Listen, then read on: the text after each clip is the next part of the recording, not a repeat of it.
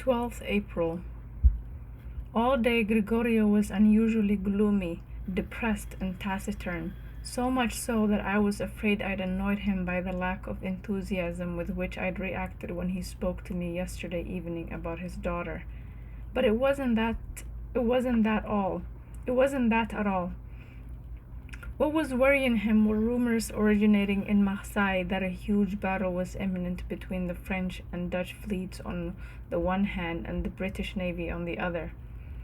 I'd learned when I got to Genoa that in January the King of France had declared war on England, but it was said he'd done so reluctantly in obedience to a treaty, and no one here seemed to think it would really come to a confrontation.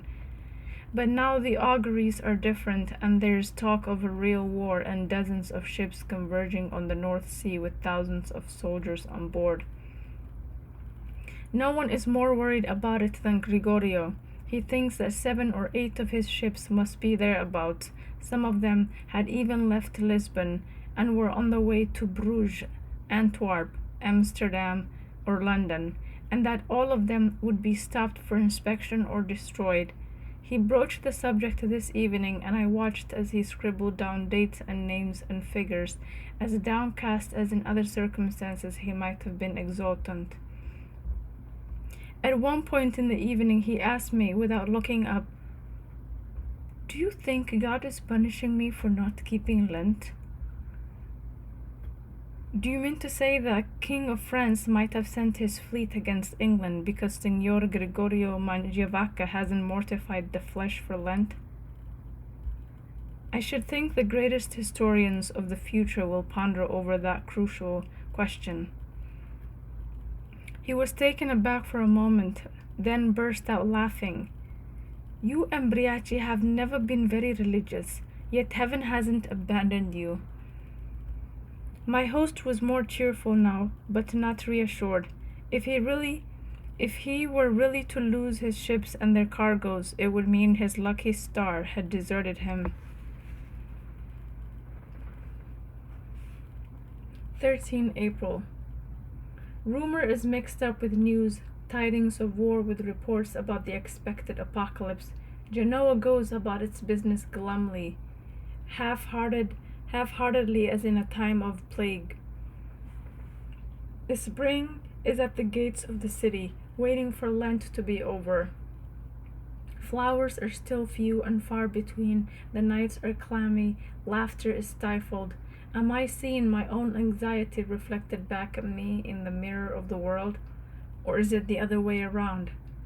Gregorio has spoken to me again about his daughter, to say that for him, whoever marries her will be a son rather than a son-in-law.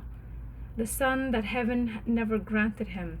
Even if he had had a son, muscle and boldness would have been the only advantages the youth had over his sisters. For subtlety of mind and moral courage, not to mention filial affection and piety, Giacominetta left him no room for regret. All in all, he was quite satisfied with what Providence had decreed, provided that the lack of a son was made up to him when his daughters got married. I listened in a friendly manner, filling each pause with conventional good wishes, not saying anything that might commit me in any way, but not betraying any reluctance or embarrassment either. While he didn't press me further about my intentions, I have no doubt he'll revert to the subject. Should I consider running away? I know that sounds disagreeable and ungrateful. Gregorio is my benefactor. I was in dire straits when he came into my life, and he transformed everything by turning humiliation into honor and exile into homecoming. If I believe at all in signs sent by Providence, Gregorio must be one of them. Heaven sent him my way not only to snatch me out of the clutches of the world, but also to save me from my own vagaries. Yes, that's what he did, and that's what I am blaming him for. He wants to lead me out of a blind alley, a pointless quest. In short, he offers me a chance to discard the tattered old clothes of my former life and put on a set of fine new ones. A new house, a spotless young wife, a position in my newfound mother country, where I should no longer be a foreigner and an infidel. It's the most sensible and generous proposition a man could hope to have. I ought to rush to the nearest church and give thanks to God. And while I'm kneeling in prayer, whisper to my Father, whose soul is never far away, that I am finally going to marry a girl from Genoa as he had always wanted me to. Instead of which I jib, I feel persecuted, I claim I'm embarrassed, I plan to run away. Where to, and to do what? To try to get a criminal to give me his own lawful wife? But she's the one I love. May God and Gregorio and my father forgive me. She is the only one I love. Marta, if only I could lie down beside her now and hold her in my arms, console her, and slowly stroke the belly that's carrying my child. 15 April. My host grows a little more insistent every day, and my stay in his house, which began under such favorable auspices, is beginning to be irksome. Today's news from the north was bad, and Gregorio was feeling sorry for himself. He'd been told that the English had stopped and inspected ships bound to or from Dutch ports, and that the Dutch and the French were now doing the same to ships that frequented English ports. If it's true, I'm going to lose everything, he said. I should never have got involved in so many projects all at once. I'll never forgive myself. I was warned about the risks of war, but I wouldn't listen. I told him that if he wept over mere rumors, he wouldn't have enough tears left when genuine bad news arrived. That was my way of cheering him up, and it elicited a brief smile and a word of affectionate admiration for the Embriachi's composure. But he soon went back to his lamentations. If I was ruined, completely ruined, he said, would you withdraw your request for Giacominetta, San?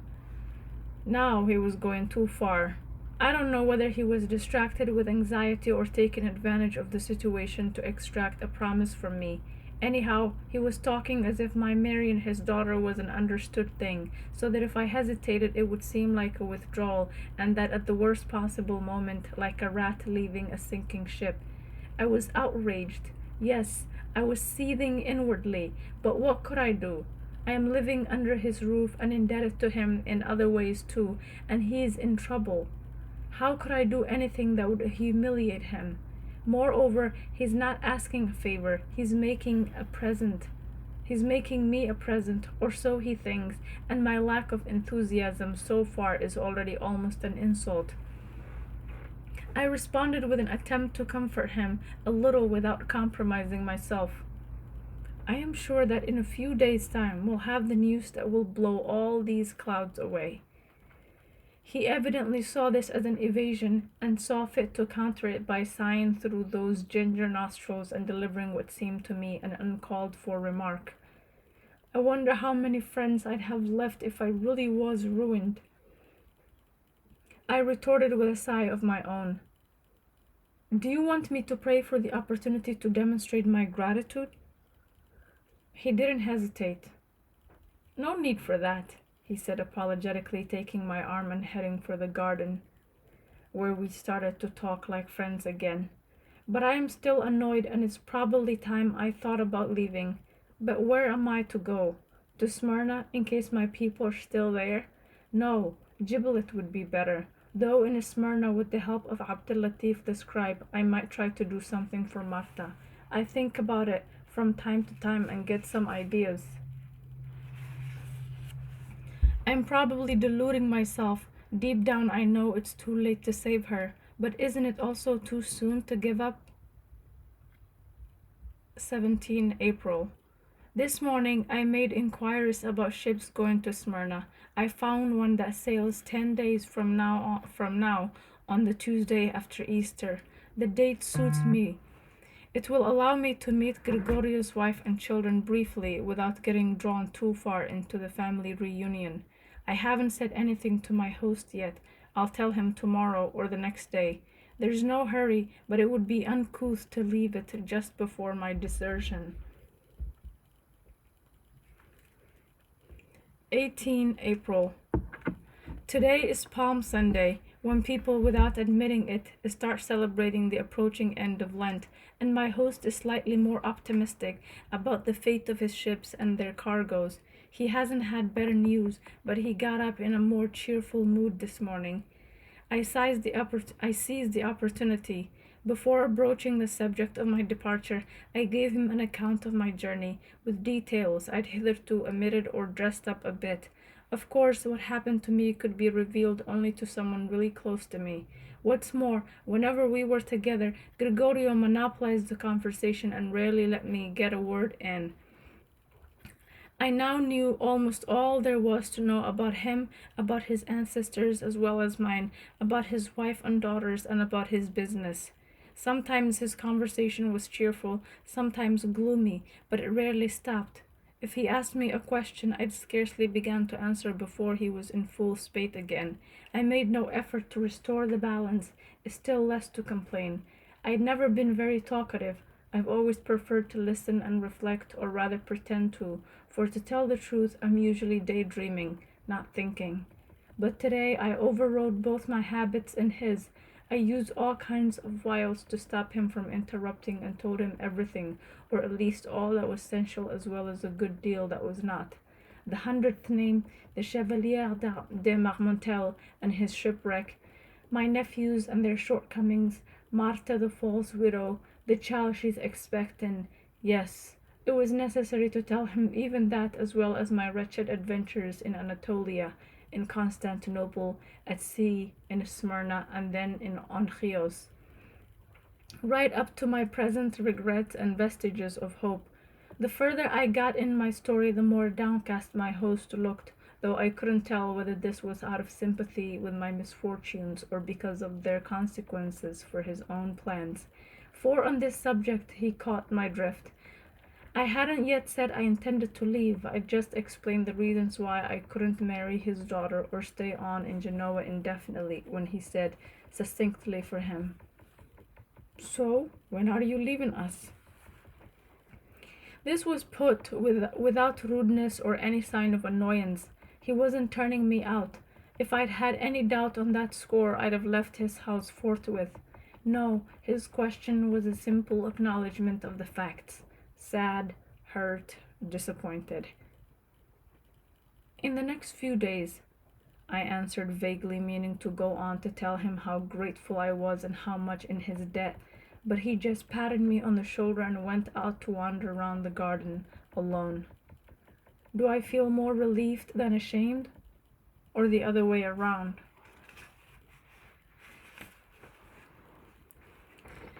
19 April. Dawn is breaking and I haven't slept a wink. All night I've been mulling over useless ideas that exhausted me without getting anywhere. I ought to have said this rather than that to Gregorio, or that rather than this, and I was ashamed that I'd hurt him. I'd already forgotten his insistence and his crude attempts at manipulation and could think of nothing but my own qualms. Did I really betray his trust? I never promised him anything, but he managed to make me feel I'd been ungrateful. I've been thinking so much about Gregorius' reactions and how he'll remember me that I haven't asked myself the questions that really matter. Have I made the right decision? Should I really go away instead of accepting the new life he offered me? What am I going to do in Smyrna? What mirage will I follow? How can I possibly believe I'm going to get Martha back and my child? If I'm not rushing towards a precipice, I'm heading for the foot of a cliff that will bar my path. Today I am upset at having offended my host. Tomorrow I'll regret not having done as he wished. 20 April. I seem to be in the grip of an irresistible impulse to confide in people, like a girl in love for the first time. I'm usually quiet and have a reputation for taciturnity. I am sparing of speech and let myself go only in this journal. Yet recently I've told the story of my life twice. On Sunday to my host in order to justify my attitude, and today to a perfect stranger. When I got up this morning, I had only one thought in my head: to give Gregorio such a splendid present he'd forget our differences, and we'd be able to part as friends.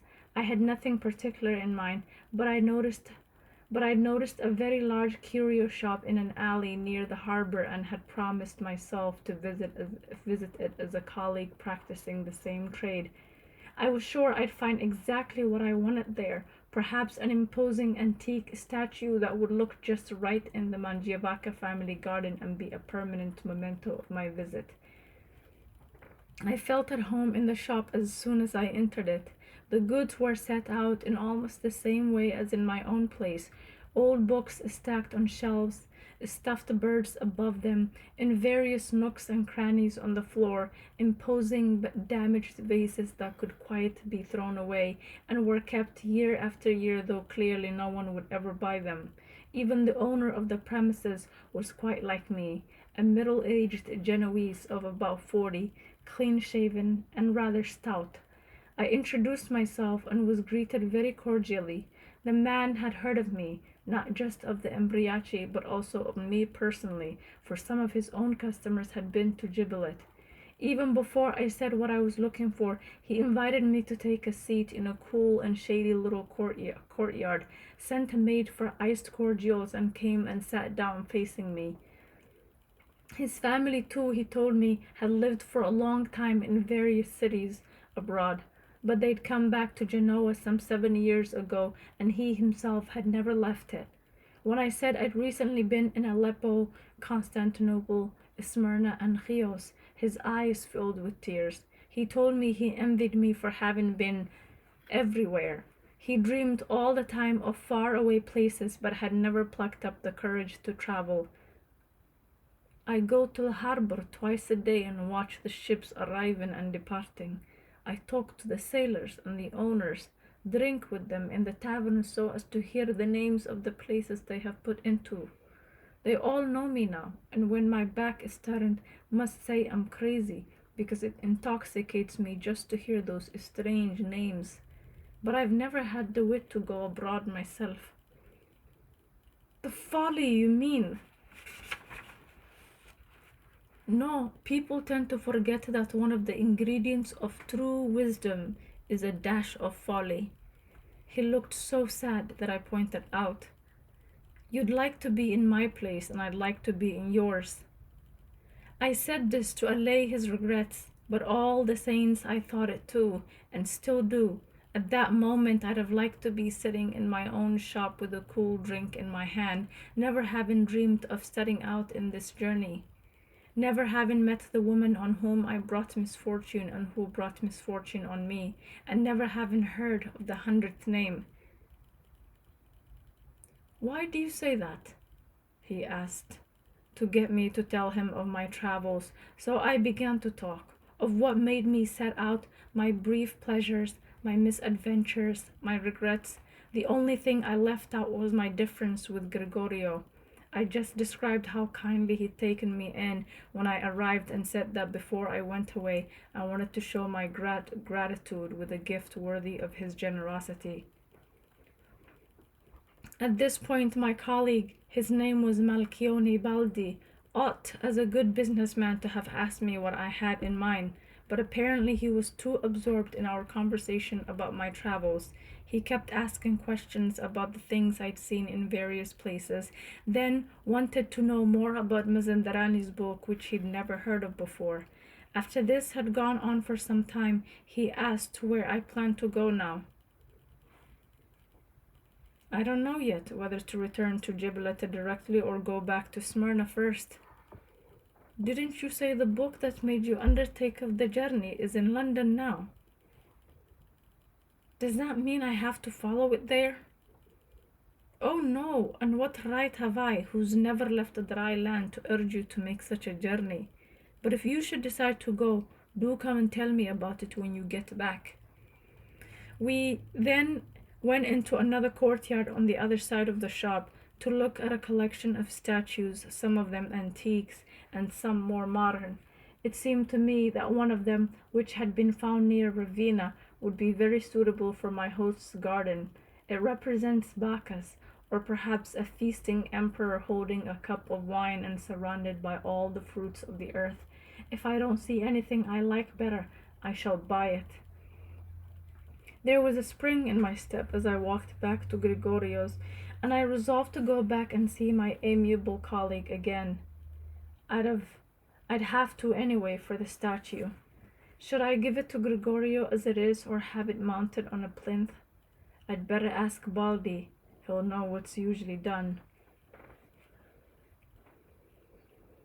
22 April. Gregorio's wife and his 3 daughters arrived home today after visiting 7 churches on the way, as is the custom on Maundy Thursday. Dame Oriatina is thin and curt and dressed all in black. I don't know if this is for Lent, but it looks to me as if it's Lent all the year round for her. She wasn't supposed to come back until Saturday, the day before Easter, but she chose to risk her husband's impetuosity 2 days early. If I was her husband, God forbid, she'd have nothing to fear from my ardours in Lent or at any other time. Why do I speak so harshly of her? Because as soon as she got here and I joined her husband and the rest of the household to greet her return, she gave me a look that meant I was not welcome in her house, and I shouldn't really have been allowed over the threshold. Did she take me for Gregorio's companion in vice? Or was it that she'd heard of his plans from me and their daughter and was trying to show her disapproval of the idea? Or perhaps she'd taken offense at my lack of enthusiasm. At all events, ever since she got here, I felt like a stranger in the house. I even thought of leaving without more ado, but I didn't want to affront Gregorio, who has treated me like a brother.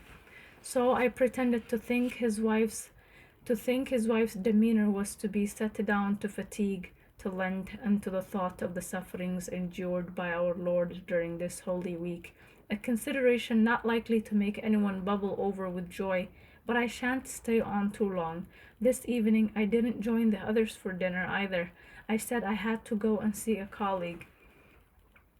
As for the famous Giacominetta, whom her father promised me to, so I haven't really seen her. She rushed to her room without speaking to anyone.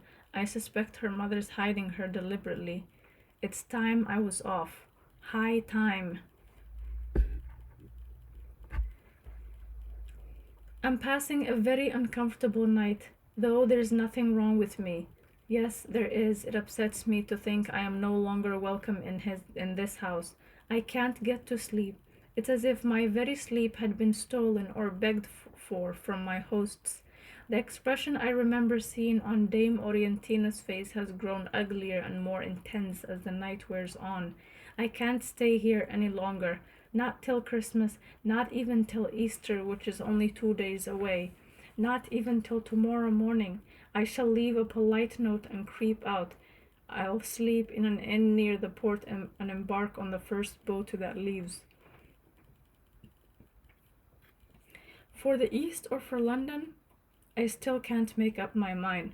Should I try to find the book first, or forget the book and try to save Martha? But how? Or forget all my crazy ideas and go back to my people in Gibelet? I find it harder than ever to decide. 23 April. Good Friday. I am in my new room in an inn called the Maltese Cross. From my window I can see the harbor and dozens of ships with their sails furled. Perhaps I am looking now at one that I'll travel on. I'm still in Genoa, but I've already left it. I expect that's why I miss it already and feel like an emigrant again. I did what I said I'd do and left Gregorius' place despite some unforeseen incidents that cropped up at the last minute. Early, very early in the morning, I got together my few belongings and left a short note thanking my host for his hospitality. I didn't say anything unkind or even ambiguous, just expressions of gratitude and friendship. I didn't even mention the 300 livres I owe him. That would have offended him.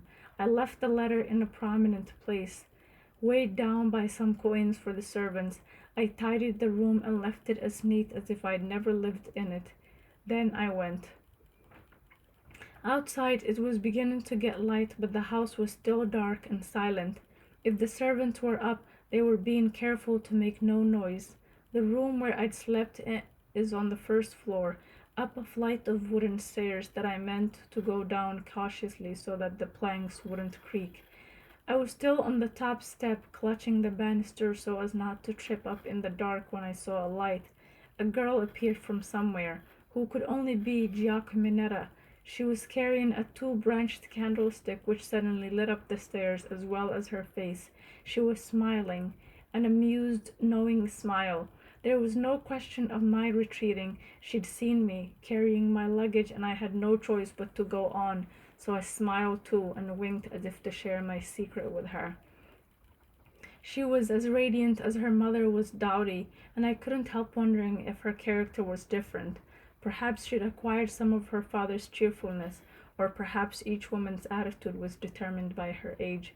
When I reached the bottom of the stairs, I nodded silently in her direction and made for the door, which I softly opened and closed behind me. She had followed me with the light, but had said nothing, asking nothing, and made no attempt to stop me. I went along the path to the gate leading into the street.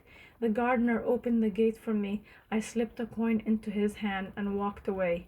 In case Gregorio, alerted by his daughter, might try to catch up with me, I made my way swiftly and through the darkest alleys to the port and the inn. I'd noticed its sign last week. Now I've written these lines, I shall draw the curtains, take off my shoes, and stretch out on the bed. It will do me good to sleep, even if it's only for a few minutes.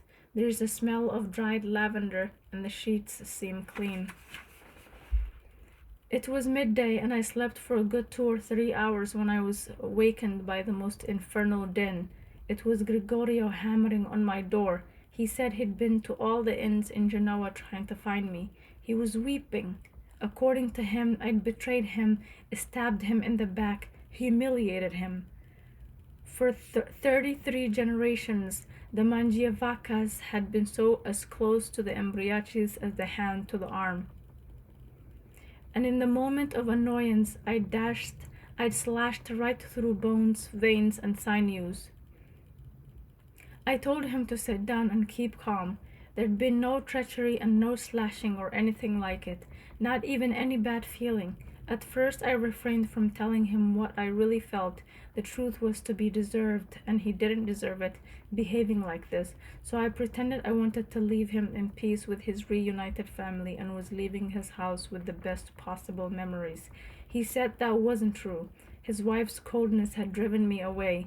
Tired of pretense, I finally admitted that it was true. His wife's attitude hadn't encouraged me to stay. Then he sat down on the bed and wept as I'd never seen a man weep before. "She's like that with all my friends," he said eventually. "But it's only a question of appearances. When you've got to know her better." He kept pressing me to go back, but I stuck to my guns. After leaving as I had, I couldn't crawl meekly back without forfeiting everyone's respect. But I promised to go and share the Easter meal with them, an honorable compromise.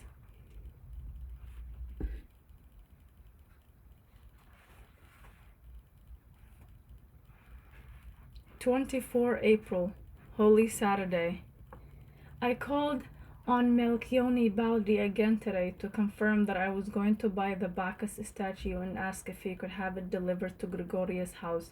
He invited me to sit down, but there was a person of rank in the shop, a Dame Fieschi, I believe, together with her numerous entourage, so I preferred to leave, promising to come back another time. I left my colleague the name of my inn, which is only a stone's throw away from his place, in case he feels like paying me a visit. I'd have liked my present to reach my host and hostess late tomorrow afternoon, by way of thanks after the Easter meal I'll have had with them by then. But Baldi isn't sure he can get anyone to deliver it on Easter Sunday and has asked me to wait till Monday.